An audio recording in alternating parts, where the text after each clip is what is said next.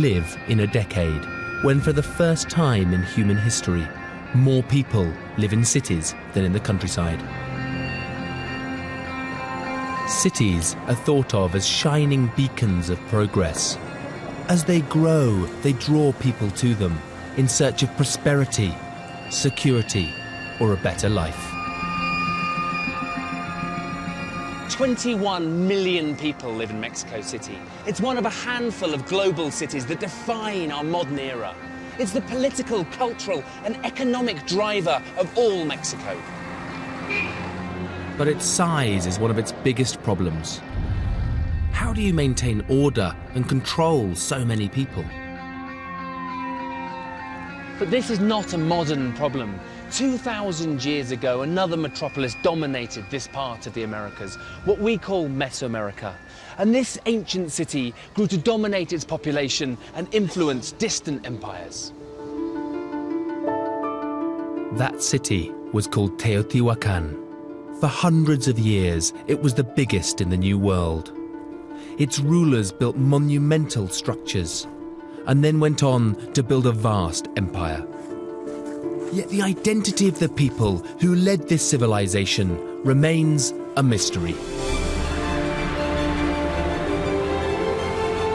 My name is Jago Cooper.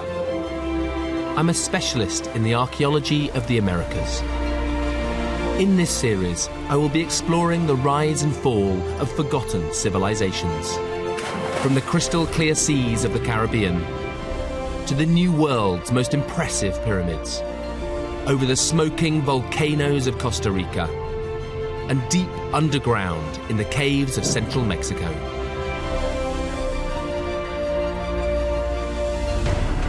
I'll travel in the footsteps of these peoples to reveal their secrets, to unearth the astonishing cultures that flourished amongst some of the most dramatic landscapes in the world. So what lay behind the rise to power and influence of this great city of Teotihuacan? What drove this city and its people was a powerful ideology of conquest, trade, and religion. And what I want to understand is how this once powerful civilization went up in flames.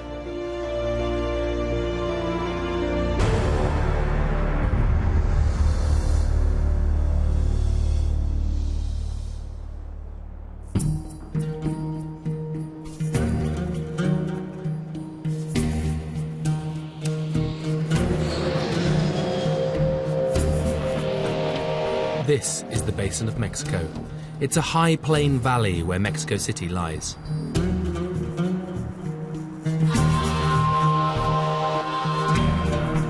But just 30 miles northeast of the capital lies the remains of Teotihuacan, another great capital that grew into an enormous city-state almost 2,000 years ago.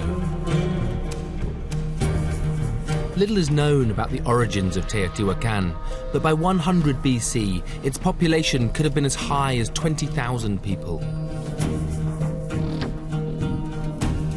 It was significant and one of many settlements in the Basin of Mexico. But within 200 years, there was a huge change. This is the Basin of Mexico in 100 AD. Teotihuacan stands out as the largest settlement in the region. So why did Teotihuacan grow so rapidly, and what happened to those other settlements? I've come almost 50 miles southwest of Teotihuacan to see what became of one settlement whose growth came to an abrupt halt. This is all that remains of the city of Coihuilco. It's well placed in the valley for rainfall and agriculture, and this circular temple is the first piece of monumental architecture in the Basin of Mexico. Started around 700 BC, it's completed in 400 BC. And during this time when Coihuilco is rising to prominence, Teotihuacan is still just a provincial village.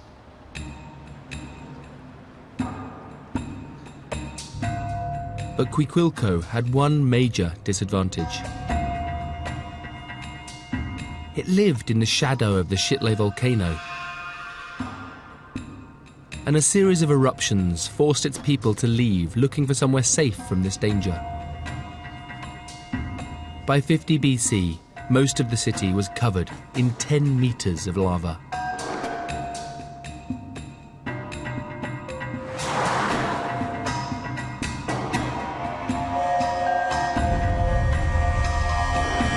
What happened to Cuicuilco wasn't isolated.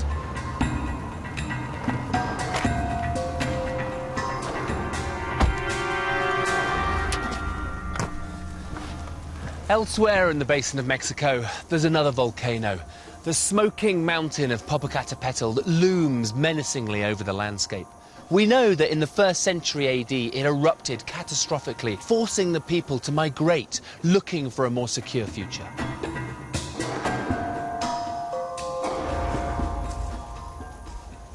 Volcanic activity was a major reason for the big population shift in the basin of Mexico in the 1st century AD.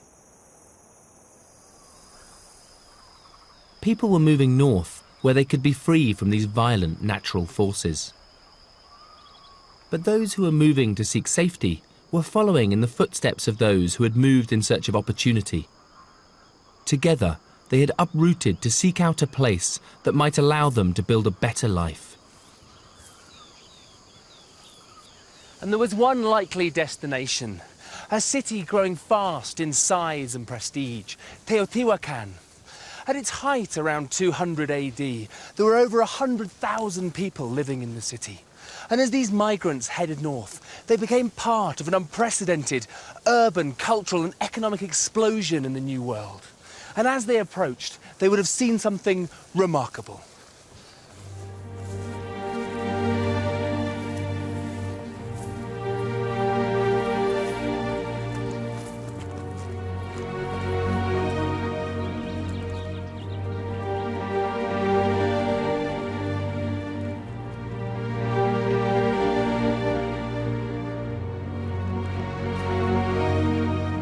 This is Teotihuacan, and it's enormous, covering 8 square miles.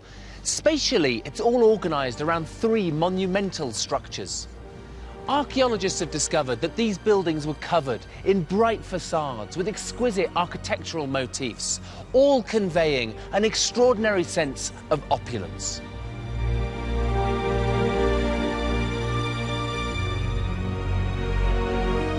The city then sprawls out from the centre, with palaces, temples and housing for its massive population.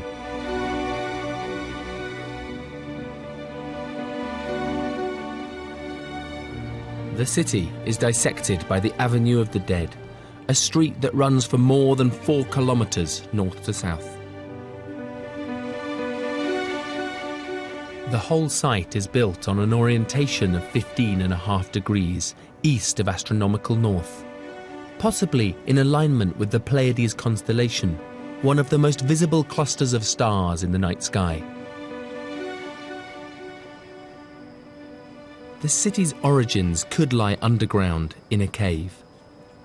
Caves in Mesoamerica were thought of as places of creation and emergence, so had religious significance. One cave was considered so sacred by the Teotihuacano that a structure was built on top of it to mark its significance. This is the Pyramid of the Sun. It's the largest structure in Teotihuacan and the most impressive pyramid in the New World.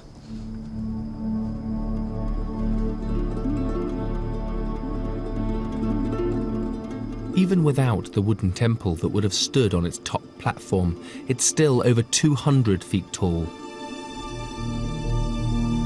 It faces west towards the setting sun and is the focal point of the entire site. But it doesn't stand alone. At the end of the Great Avenue of the Dead is the Pyramid of the Moon. It may have been built in honor of the god Tlaloc, the bringer of rain and fertility, which may also be the reason why it mimics the shape of Cerro Gordo, the sacred mountain which lies behind it, and whose springs provided the city with its water. It's not just the scale that's impressive, it's the order. Because you can't help but feel small standing in its midst. For the people living in this city, these structures must have made them feel privileged. But why was architecture on this scale undertaken?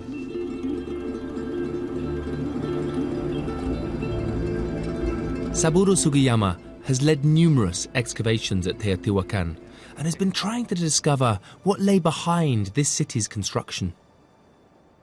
We don't know really very much about the early stage of Teotihuacan formation. But this city was created as a planned city from the very beginning.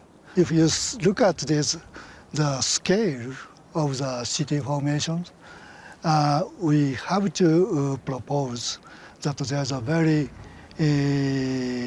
organized political structures here. Otherwise, you can't control 100,000 people. There must have been the very strong political organizations. So to what extent do you think that the architectural layout here reflects a level of rulership or a level of control at the site?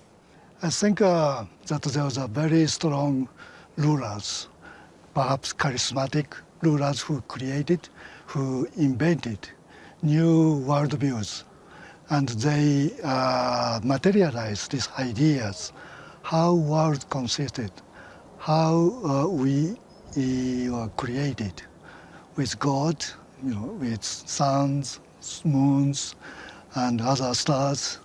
All these movements, it's a kind of the interpretations of worldviews. These new worldviews formed the religion that the rulers used to control Teotihuacan. The beliefs were incorporated into the very foundations of the city. The measurements that dictated the dimensions of their buildings were embedded in their religion and in their physical bodies. Teotihuacan had a standard unit of measurement, which was exactly 83 centimetres long. And it's thought the origins of this unit of measurement came from the median line of the chest out to the edge of the fingers of your average Teotihuacano. And what's amazing is that the entire urban plan of Teotihuacan is planned out using this standard unit of measurement. So if we look at the base of the Pyramid of the Sun, it's exactly 260 times 83. And 260 represents the ritual calendar of Teotihuacan. And if we look at the Pyramid of the Moon, the base is exactly 105 times 83 centimetres. And if we add 105 to 260, we get 365, the annual solar calendar. The 260-day ritual calendar at Teotihuacan was most likely based around significant religious events. That it formed the dimensions of the Pyramid of the Sun underline the link between the construction of the city and its belief system. But the belief system was not just reflected in the buildings. Throughout the city, there is extraordinary artwork that aim to bind a people together through religion. David Caraballo guided me through one of Teotihuacan's most distinctive and important murals. It seems like this is more than just artistic representation for decoration. This is telling a story. It seems to be a Teotihuacano projection of what might seem like a paradise, this place of plenty and abundance. We have to remember, of course, we're in a semi-arid environment with a really defined wet and dry cycle. And so, this sort of watery paradise would be very appealing, as that the state leaders were, keeping the rains coming, courtesy of the storm god up here, and keeping good harvests. So we see these flowing canals that are feeding agricultural fields that have crops that we can possibly identify like maize, but also flowering plants that are being harvested. And so this is a scene of abundance and prosperity. One thing to really focus on here is that the emphasis is on the religious system and not on individuals. So there are individuals here, but they're subordinate to the storm god who flanks them all around. And then this motif up here, which is larger, where there's two personages, but they're virtually identical, and they're priests, and they're dutifully making offerings to the central personage, who's debated. Some believe that it's a female image, a goddess, and I think the state imagery seems to be conveying over and over again this message of the religious system matters, these deities matter, attending to them matters. Individual roles do not matter. Your social roles as a priest or a warrior are what's critical to the society. We can't pinpoint one individual ruler in this whole corpus of mural art for the city. It may offer no clue as to the identity of the rulers, but the mural is preaching their religious message. If the people followed, then all would be well in Teotihuacan. But ensuring the well-being of Teotihuacan required more than just religious observation from the people. One violent public ritual appeased the gods while demonstrating the power of the leaders and the strength of their belief system: human sacrifice. In the year 2000, archaeologists were excavating inside the Pyramid of the Moon. And what they found inside was a series of different burials. This little collection here comes from burial number 4, which was 17 skulls found collected together without the rest of the skeleton. What's interesting about these skulls is that they were all found with 3 cervical vertebrae, which tells us that the human skull was fleshed when they were deposited, because otherwise the cervical vertebrae would have fallen off. If you look here, you can see cut marks on the back of the vertebrae. The way that we think these people were killed was with a hard blow to the back of the head. But it's clear from the way this is being cut is that they didn't get removed in one blow, but there's been a sawing process coming through here to help remove the head. What's interesting though is that if we look at the mandible, at the jawbone, and you can see it would normally be in this position on the jaw, but underneath the jaw, just in here, you can see a cut mark coming in, which is coming from the other direction. So we're seeing a heavy blow on the back, a sawing process as the head is cut from behind, but also a blade, a very sharp blade, judging by these cut marks, coming in from the front to remove the head. So we're seeing a laborious process to remove these heads from the body. And it gives us a sense that these are definitely people having their heads removed, specifically for the object of placing them in some sort of ceremony within the heart of the Pyramid of the Moon.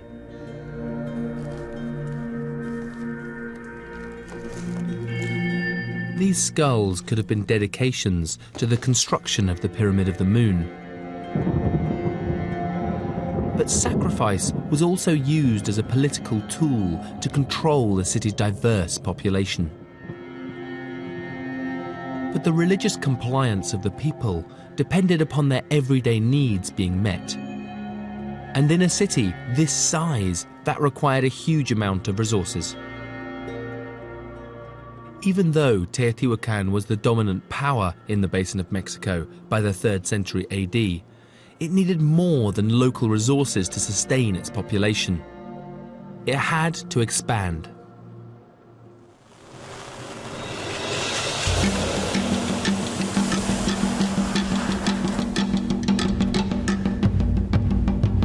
I need to drive 50 miles north to the state of Hidalgo to begin to understand how Teotihuacan expanded into an empire using trade. And how, when it came to precious resources, it had one big advantage.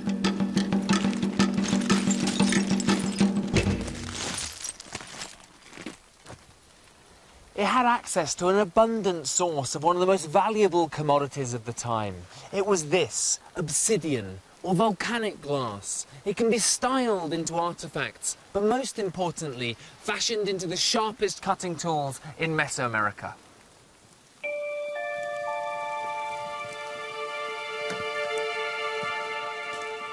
At the time of Teotihuacan's rise, metal wasn't worked in Mesoamerica, so obsidian was an essential item for everyday tasks. Because of its value, the supply of obsidian was controlled by the state, not just for its use in the city, but for trade.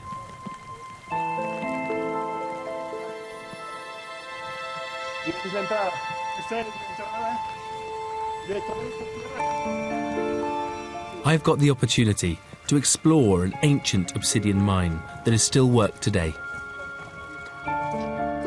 In 2,000 years, almost nothing has changed.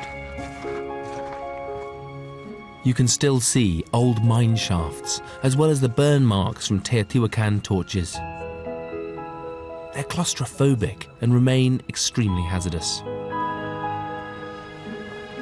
Mining in this type of soil is very dangerous because it's very loose and you can see how easily you can get collapses of tunnels. So I'm sure that in these tunnels which have been blocked up, the pre-Hispanic tunnels, there must be skeletons underneath from cave collapses. Okay, y aquí. Alejandro Pastrana is an expert in the importance of obsidian to Mesoamerican cultures and has been studying the mines in this area for over 20 years. Y como puedes ver aquí, obsidiana de un color qué bonito. y aquí de otro. Sí, sí, completamente diferentes colores. Toda esta. Sí, sí. Y aquí puedes ver el color. Ah, sí. Sí, pero es casi vidrio, ¿no? Exacto, es Sí. vidrio. Parecido a un vidrio de vino, una botella de vino. Ajá. Que tiene este color de verde. Y hasta donde yo sé, este color Sí. y el dorado es único en el mundo. Sí, sí, sí. This unique green obsidian was prized for its high quality, but also its religious significance. Throughout Mesoamerica, green was a colour associated with fertility and with water. Even though these miners worked a considerable distance from the city, Teotihuacan's religion transformed their manual labour into a symbolic act. La obsidiana, en general, los minerales para los mineros son seres vivos. Y si el minero no es bueno, se esconde. Entonces necesita ser un buen minero, necesita ser un minero religioso para que aparezca el mineral y puedas encontrarlo. Que en el mundo prehispánico todo se ve a través de la religión. Un minero está adentro de las entrañas de la tierra.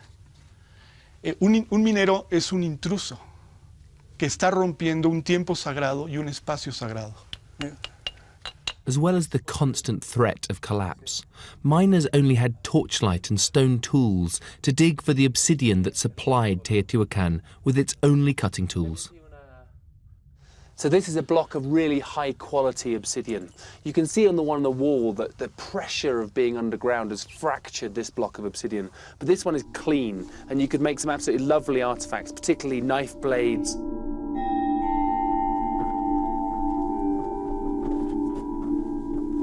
The obsidian blocks could weigh anything up to 500 kilos and would have been broken down by hand into more manageable chunks. After being carried to the surface, the obsidian then entered the next phase of production.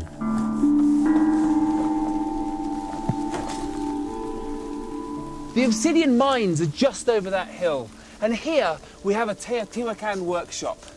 This is where the obsidian blocks being brought out of the mines would have been transformed into preforms and artifacts.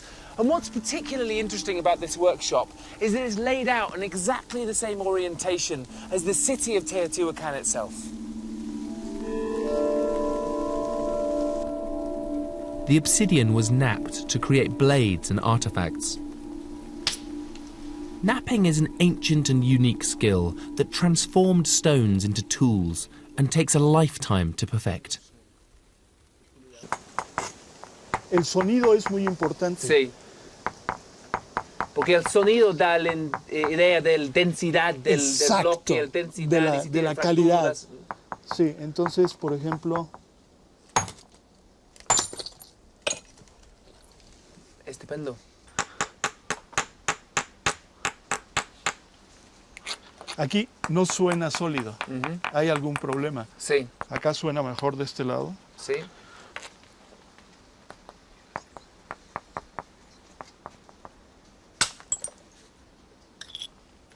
Ah, bonita. Esta es muy tiene bonita.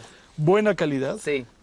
Pero esta es muy bonita porque tiene la perspectiva de una navaja a Teotihuacan, ¿no? Porque ellos tienen mucho más fino que ellos tienen, que vienen en esta forma. Cuando Puedes probar el filo. Sí, pero está aquí.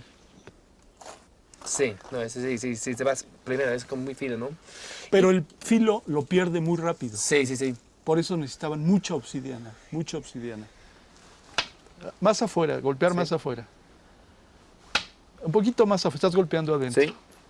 Ahí está. ¡Eh, qué bueno! And here's the flake, and you can see it. It's a beautiful, translucent obsidian. And you can see where the percussions hit down, the fracture marks come down, and it creates a perfect blade. And this edge is incredibly sharp. These razor-sharp blades were used for more than just domestic cutting tools. The obsidian mines and workshops were worked continuously to supply Teotihuacan with weapons. Thousands of obsidian blades were needed for Teotihuacan's forces, the largest army in Mesoamerica.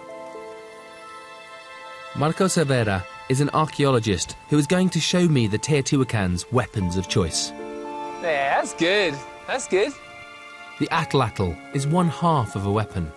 The other half is an obsidian-tipped dart. In the right hands, the atlatl can launch the dart more than 100 metres in all weathers. So we've hung up a leg of beef in order to simulate human flesh, because I'm quite interested to find out how the technology of the armaments of Teotihuacan gave them a tactical advantage in war. Esto es. Y Llegó. llegó. Ahora sí, Sí. hay que Y ir a mira ver. que y adentro, vamos, sí. vamos a platicar ahora sí.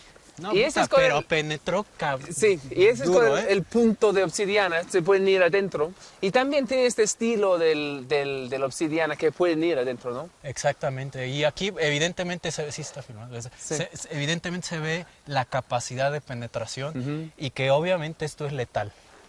So the atlatl is a piece of technology which has been around in Mesoamerica for thousands of years, going right back to the Lithic Age. But what the Teotihuacan did was put it into an industrial scale. If you can imagine an army of 10, 15,000 people throwing these atlatls, it would have been like a rain of darts landing on the opposition army. So where and when was this fighting force deployed? It was used primarily to achieve the goals of the state, and those goals were economic. Teotihuacan had an extensive network of trade routes. The bulk of the activity was carried out in what is called the Teotihuacan Corridor. Regions that were rich in resources were targeted.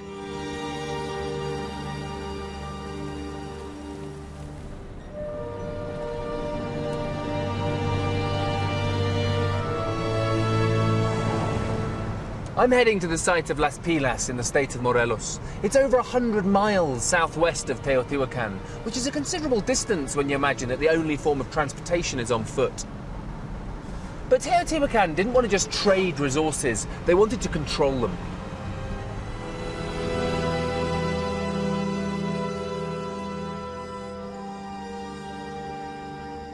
This is Las Pilas. It was a small settlement that came under the direct control of Teotihuacan. Their presence can be seen throughout the site.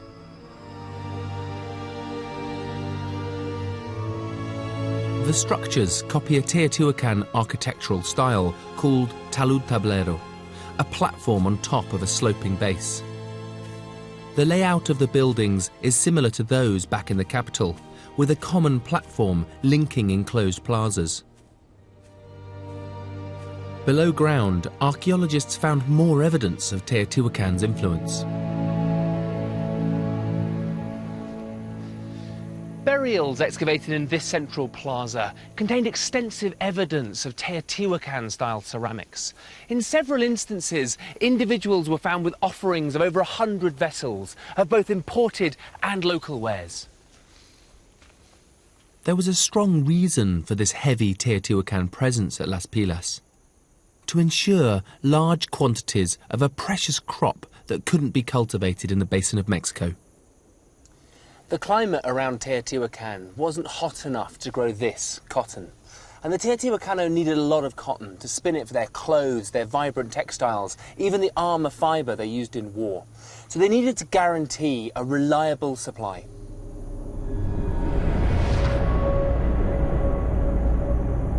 Because of its size, Las Pilas would have offered little resistance to such a powerful force.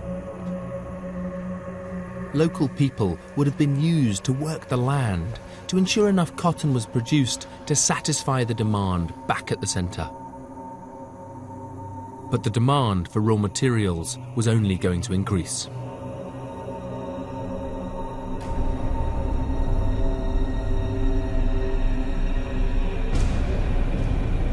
As Teotihuacan got bigger, it needed more resources. Existing trade routes were maintained to sustain the power and wealth of the city, but new areas had to be explored. They sent out people to conquer and exploit new territories. I'm driving 300 miles southeast to the Oaxaca Valley, which was the stronghold of another ancient civilization, the Zapotecs. There had long been peaceful contact between the two civilizations, but around 250 AD, Teotihuacan's insatiable demand for resources brought that relationship to an end.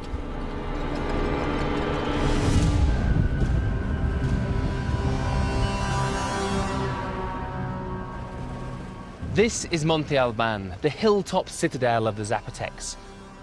From this vantage point, the Zapotecs could rule over the valleys around, or at least until the forces of Teotihuacan arrived.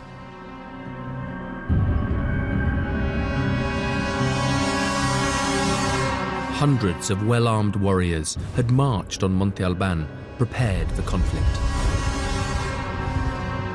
By the time they isolated the Zapotec elite on top of the city's north platform, the battle was already won.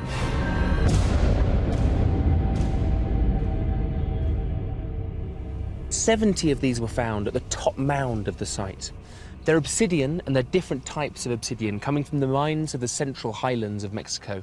So these come from the area of Teotihuacan. You can't find obsidian in this part of Mexico. Many of these points, probably used as atlatl points, have broken off at the tips and snapped off on the shaft, which tells us that they've been broken on impact.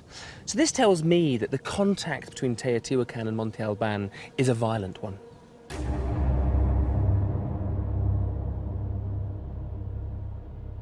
The violence continued after the conflict. In the wake of their victory, the new rulers of Monte Alban sacrificed 18 children.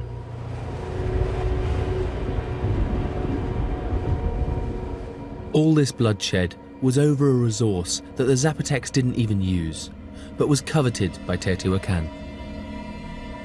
A fragile and delicate mineral called mica. The Teotihuacan prized its translucent and reflective qualities and used it to decorate their religious buildings and ceramics.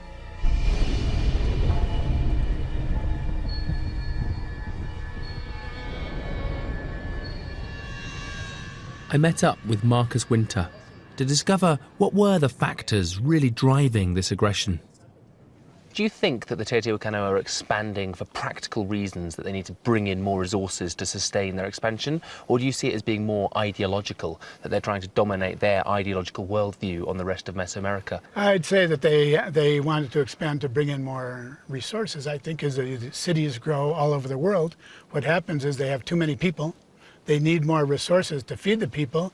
They need more activities for people to participate in. Sometimes they have too many young men with nothing to do, and a good thing to do with them is send them out and take over other areas. How do you think life changed here when the Teotihuacan were in control? Do you see a thriving community which is capitalising on Teotihuacan innovations, or do you see a repressed population who are suffering from a dominating force overcoming them? I'd say it was a repressed population. Yeah. Because a lot of things stopped. There was a trajectory that had gone on for about 500 years or more, 700 years of growth and development, renewal of the buildings, and all of that stopped. There was still a big population, and people lived and continued with their daily lives and things, but there was not the growth and innovation that had been here previously.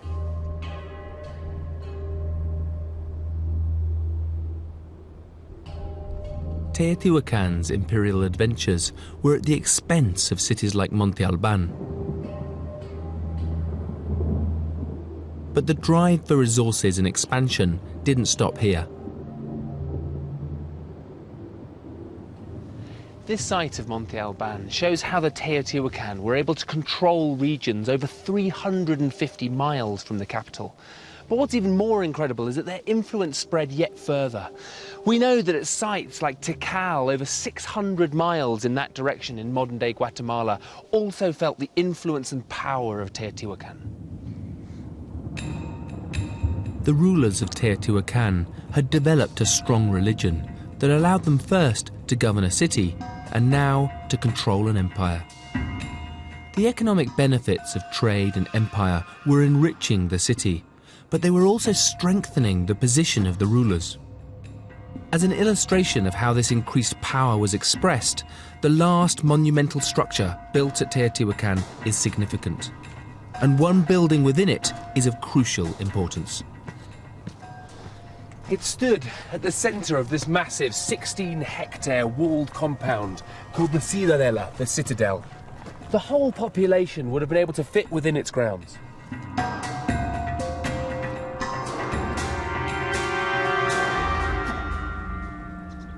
The people of Teotihuacan would have come to this space to witness religious rituals at the building that was now the new ceremonial heart of the city.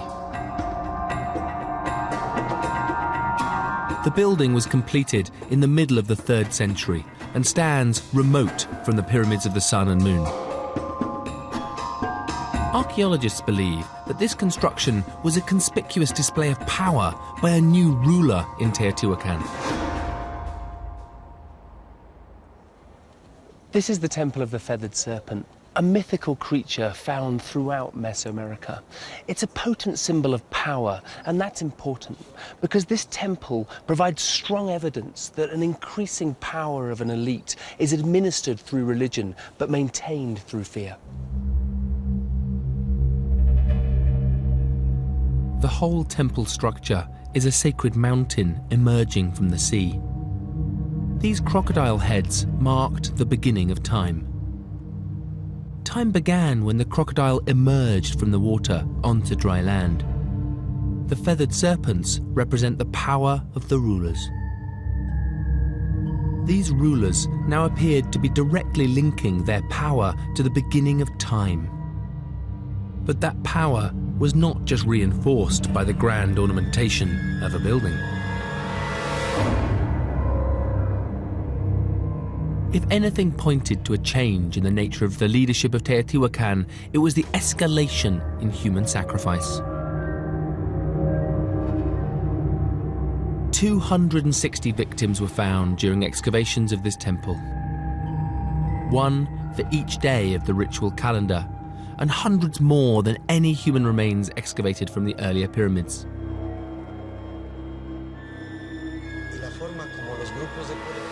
Sergio Gomez was involved in the excavations at the Temple of the Feathered Serpent that unearthed human remains. ¿Por qué piensan que están haciendo esos sacrificios? ¿Qué es el vínculo entre el simbolismo y el sacrificio? El sacrificio humano en Teotihuacán fue algo muy importante. Sabemos que el sacrificio fue parte de la vida cotidiana. El sacrificio humano fue parte de la vida cotidiana de una sociedad eminentemente religiosa.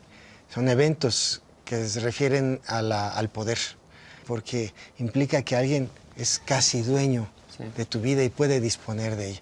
Pero esto es parte de la estructura de poder enmascarado por la cuestión religiosa. ¿Quién son los individuos que están sacrificados? ¿Están parte de esta gente de Teotihuacan o vienen de otra parte de la región? Hay todavía discusión. Es probable que muchos sean una especie de cautivos o miembros de alto estatus de otros lugares que fueron traídos a Teotihuacán para hacer este sacrificio. E incluso hay la sospecha de que algunos pudieran ser individuos de lugares muy lejanos, pero no se sabe con certeza de dónde venían. Tampoco se sabe exactamente cómo es que fueron colocados. Están con las manos atadas atrás, pero colocar a 260 individuos debió haber sido un acto muy especial.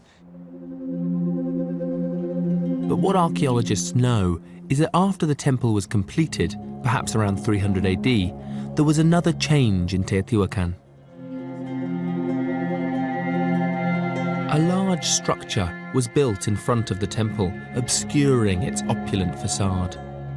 Could it have been a rejection of the power structure that the temple represented?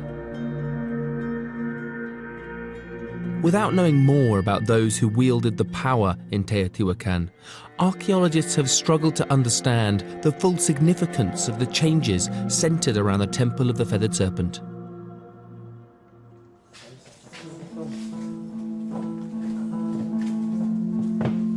But Sergio Gomez may be on the verge of a major breakthrough. In 2003, he discovered a tunnel underneath the temple.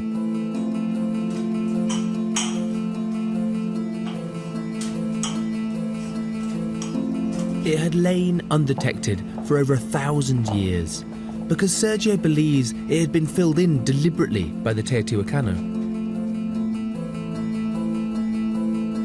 His initial excavation pointed to this being a very special place. Pero increíblemente todo el techo, las paredes y el piso estaba recubierto con un polvo de mineral metálico, como polvo de metal, todo. Entonces cuando tú entrabas aquí seguramente se iluminaba y parecía que estabas viendo las estrellas o que caminabas sobre agua. Y con la reflexión del agua también, tiene toda esa reflexión de las estrellas que tiene arriba. Debe haber sido increíble. After years of painstaking excavation, Sergio and his team have reached the end of this tunnel. They could be on the verge of a unique discovery, but they face a massive obstacle. Hay una enorme roca, como de 1,5 metros, en el centro de las 3 cámaras que están al final. Una roca que no es de ahí, la metieron. Tenemos la sospecha de que pueda ser la tapa de algo que está abajo. Pero necesitamos todavía explorar y avanzar. ¿Pero en qué manera vas a mover esta roca? Porque es un espacio tan pequeño. Es un espacio muy pequeño y es de muchas toneladas de piedra. No sabemos qué es, estamos explorando. Pero en las paredes del mismo túnel se ven las huellas de la cuerda con la que estuvieron jalando desde adentro para meter esta roca. What lies behind this rock could be a first for archaeology at Teotihuacan, the discovery of a ruler's tomb. This is backed up by what Sergio has found among the 60,000 artifacts unearthed during the excavation. Algunos objetos parece que eran como bastones. Probablemente se trate como los bastones de mando. Y esto cada vez va reforzando más nuestra idea de que en este túnel pudieron haber sepultado a alguien muy, muy importante, a la gente del poder. Si nosotros logramos descubrir, corroborar la hipótesis de que hay algunas personas dentro, vamos a poder entender mucho acerca del sistema de gobierno, de cómo se estructura el poder, cómo se suceden los gobernantes. Pero realmente es un momento de Howard Carter y Tutankamón, ¿no? Porque completamente lo mismo. Estás mirando al túnel y tienes la oportunidad para encontrar algo de esta significación, ¿no? Porque pueden cambiar el punto de visión de poder. Esto no lo hizo cualquier gente, hay una estructura, hay un poder muy grande que ordena construir esto y después ordena clausurarlo.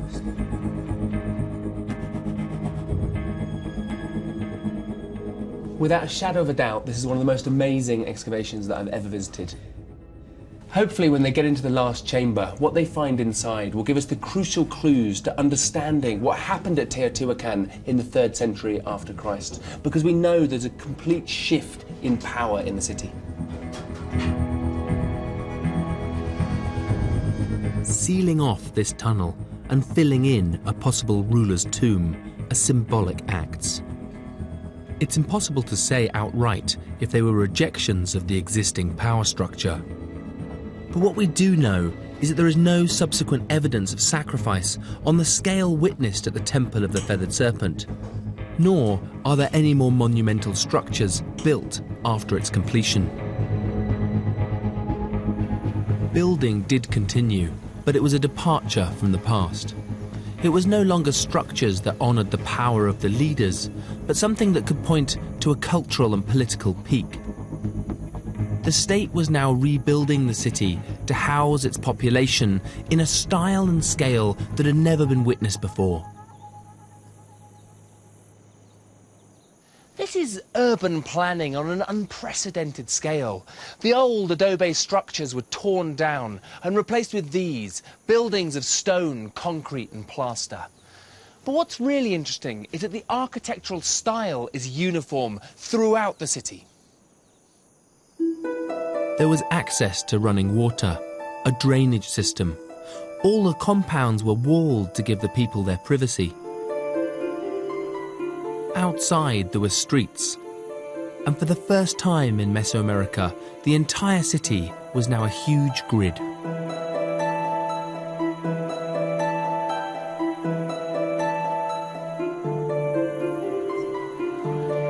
I met up again with David Carballo to see one of the best remaining examples of Teotihuacan housing. What makes it residential? I mean, if you look around the architecture of the place, what is it that we're actually looking at? Yeah, so, I mean, a typical pattern in central Mexico and other parts of Mesoamerica are folks inhabiting a patio. In fact, a lot of the indigenous terms for a household are a shared patio space. And so over here we have a relatively large one with nicely made masonry architecture. And so one of the lines of evidence that this is a higher status residence is that you have these large cut blocks. So these are original stairs then? Yes, yeah. These would be the original stairs that went up to some sort of temple complex. And then these smaller structures around that have a frontal portico leading to a back room were likely residences of higher status family members. How many of these are there in Teotihuacan, and how does that population grow?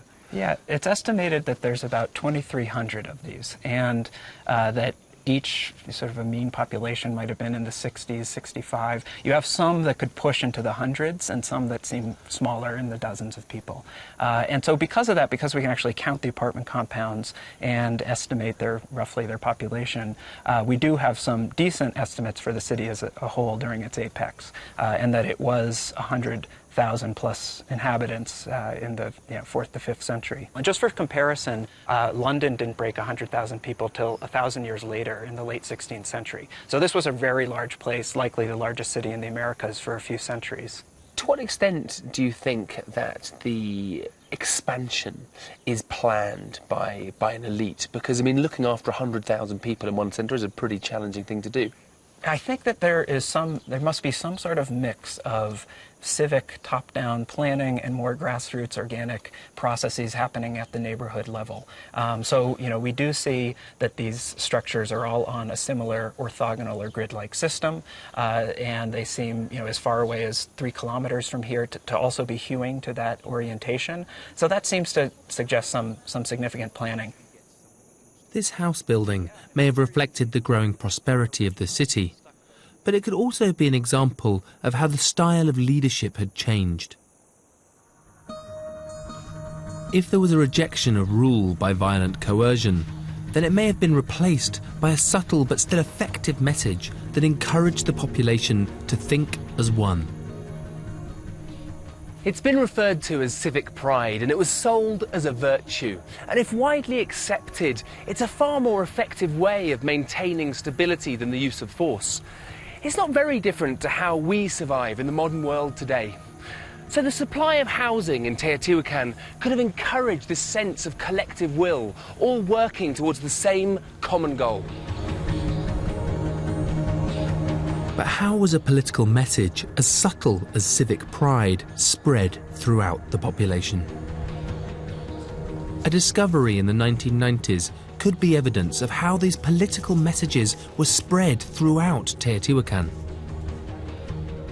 Archaeologists had no evidence of a Teotihuacan writing system until a series of symbols were uncovered on the floor of a temple complex called La Ventilla. They have been dated to the middle of the 4th century AD, and Ruben Cabrera Castro thinks they may have been part of an education system. Unos consideramos que era un centro de enseñanza. Sí. Aquí se enseñaba a los seminaristas o a los estudiantes o a futuros sacerdotes la ideología del Estado teotihuacano. Sí. Para después difundir el conocimiento a la población. debe tener mucha relación.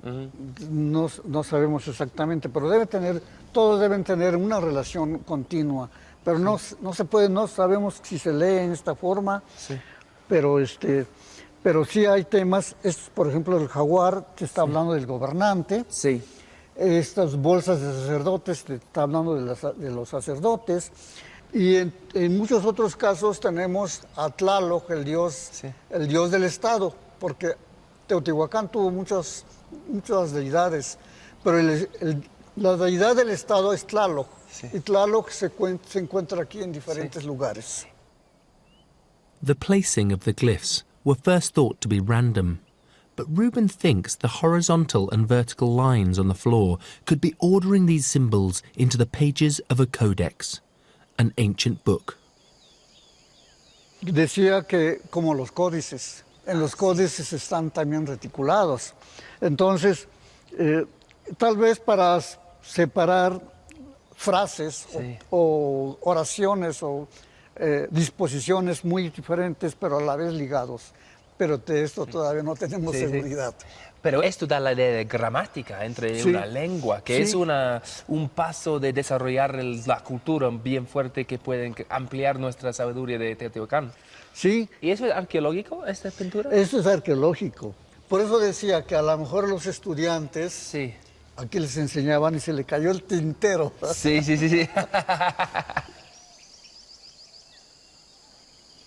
These glyphs with the lines dividing them that Rubin's shown me, I'm completely convinced by his argument that they are a codex. They're very much a form of writing that can communicate information between generations. If we start to think about Teotihuacan as a multi-ethnic, multicultural city, how is it that that culture is bound together by an ideology? For me, writing is crucial for communicating information through generations and binding Teotihuacan together.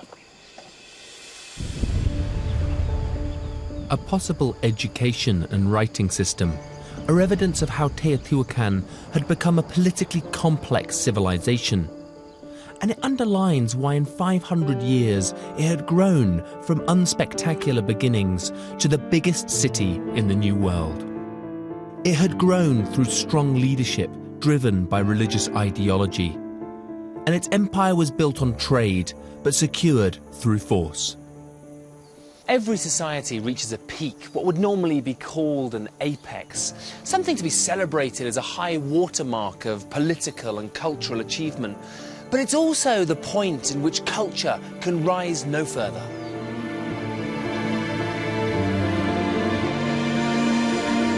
At what point would Teotihuacan's expansion stop? Given its size and its power, what could possibly stop it? A city of this size was costly to maintain, and there were constant stresses in preserving its prestige. The religious system served to support the city's power structure, as well as subdue any possible threat to the leadership. Teotihuacan's empire had to be protected to secure the resources that fed its people and enriched the elite. But the leadership itself could only survive as long as the city thrived. It's a cruel irony that the very natural forces that gave Teotihuacan an advantage in its rise to power could now be responsible for triggering its demise. In 536 AD, there was a moment of sudden environmental change in the basin of Mexico. Exciting new research suggests that this could have been a key factor in pushing the Teotihuacano to the brink of disaster. It was the biggest volcanic eruption ever recorded in Central America. The Ilopango volcano was in modern-day El Salvador. Even though it was almost 800 miles away, the ash and gas that spewed out from the eruption clouded the skies over Teotihuacan. With no heat and light from the sun, the crops failed repeatedly, which had grave consequences for the leaders.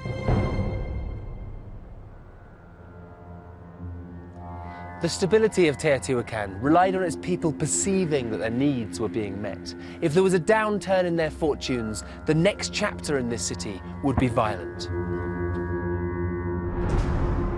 In the middle of the 6th century AD, the people of Teotihuacan rose up. They targeted the symbolic heart of the city and set it alight.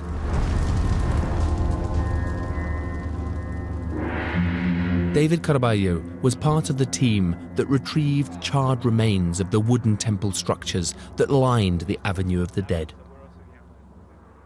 Burnt roof structures gives this sense of drama, of like things on fire and ending in quite a dramatic way. I mean, do you think that's true?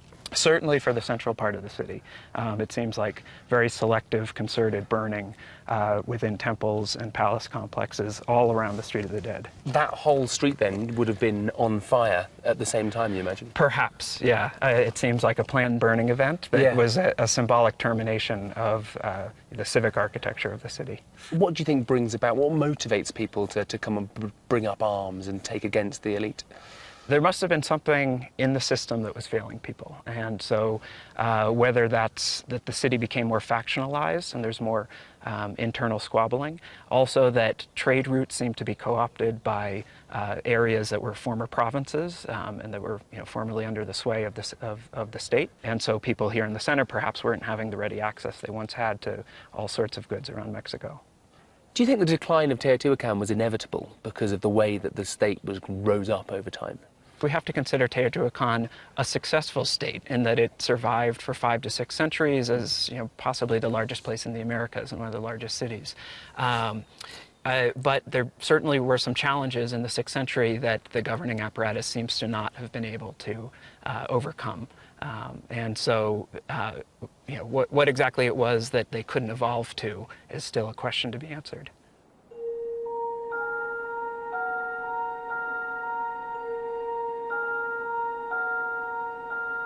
In the wake of the revolt, the state system collapsed.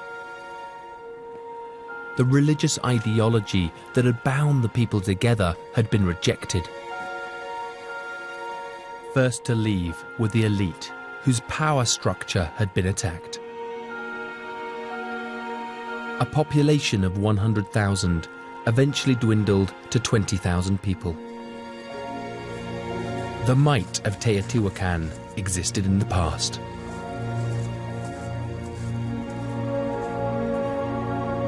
It would take hundreds of years for the significance of this city to be rediscovered by another great civilization.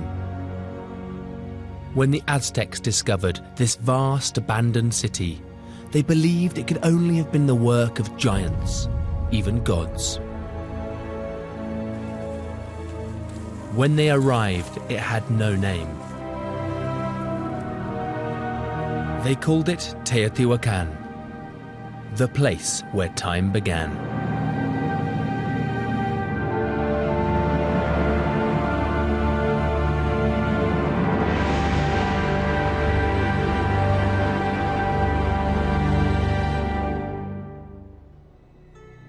And now, almost 2,000 years since this city was built, it's still immensely significant. An ancient place that for me echoes the concerns our urban world still struggles with today. Teotihuacan is an extraordinary city, and revealing some of its secrets, getting to know its inhabitants, has transformed my understanding of urban life. Architecture, people and power come together to create a new type of culture, a fragile urban culture that sets the new world on a pathway that is to last thousands of years.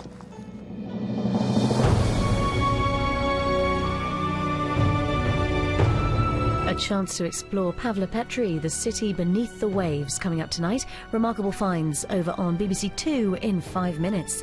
Here on BBC Four, though, Professor Jim Al-Khalili continues chemistry's volatile history with a trip through the periodic table in just a moment.